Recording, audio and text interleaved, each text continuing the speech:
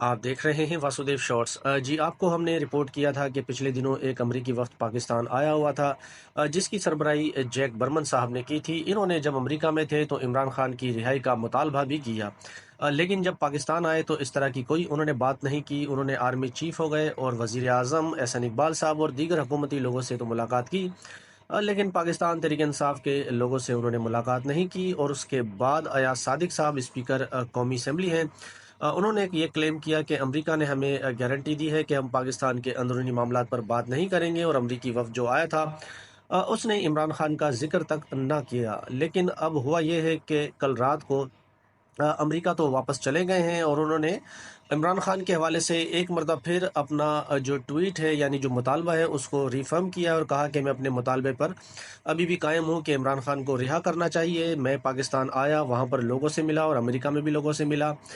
अब ये चाहते हैं कि अमेरिका और पाकिस्तान के मामलात जो हैं वो बेहतरी की तरफ जाएँ। जमहूरियत और इक़्तिसादी ताउन के हवाले से ये ज़रूरी है कि पाकिस्तान में सियासी इस्तेहकाम को लाया जाए। तो उन्होंने एक मरतबा फिर इमरान खान को रिहा करने का मुतालबा किया है।